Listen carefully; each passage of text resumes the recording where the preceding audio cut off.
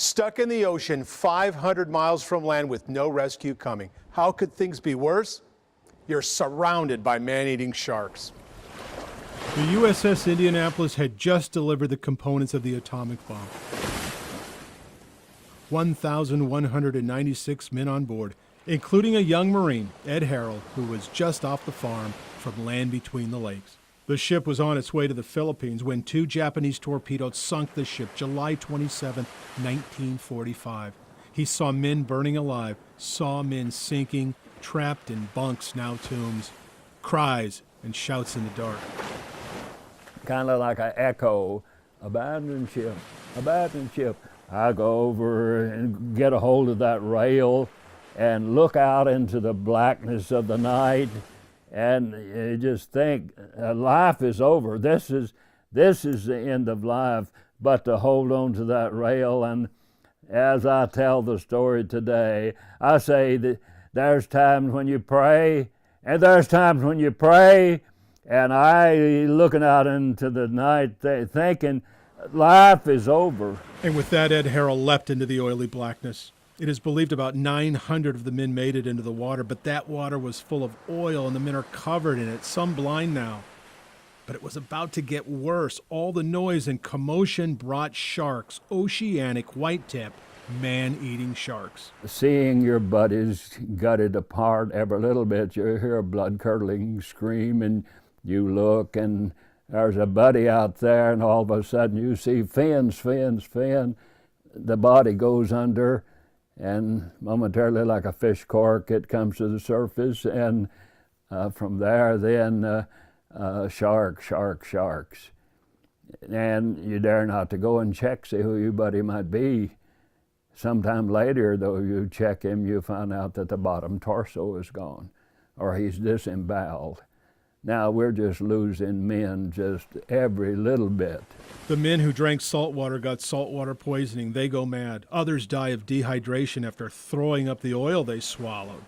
By day 4, nearly 600 more men are dead. And the men who are alive are not floating, they are sinking. Their kapok jackets have lost their buoyancy after so many days in the water. We're swimming, having to swim. It's not floating out there in a kapok jacket, 6, 8 foot swells. Every little bit you look up on that swell up there and you see a body up there, and then that swell breaks and comes down and he hits you and he leaves part of the residue on you. You're going to wear that now. It's much easier to die than it is to live. All you have to do out there to die, quit swimming. Just quit swimming. But then on day 5, a U.S. plane flies overhead. It had a loose antenna. The pilot opens the hatch doors. He saw the sun hit the oil on our clothing, maybe not just ours, but he could see flashes of oil from that distance. When he got down much lower, he said as far as his eyes could take him, there was debris and buoys. Later, they say we were scattered over 25 miles. 316 men survived, including Ed Harrell, but he was so broken, he couldn't even talk about what happened until one day a family friend forced the troubled young man to tell it all. He barely got the story out, but afterwards. I saw that telling it helped me. It's the cathartic that I needed, desperately needed.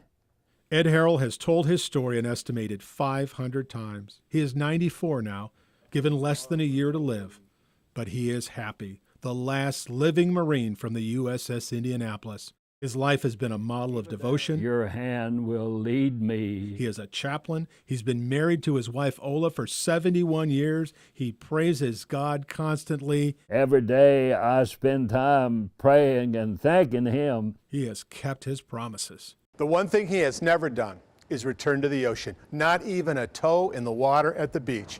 Those 5 days were enough for a lifetime. I'm Dennis Ferrier, Fox 17 News.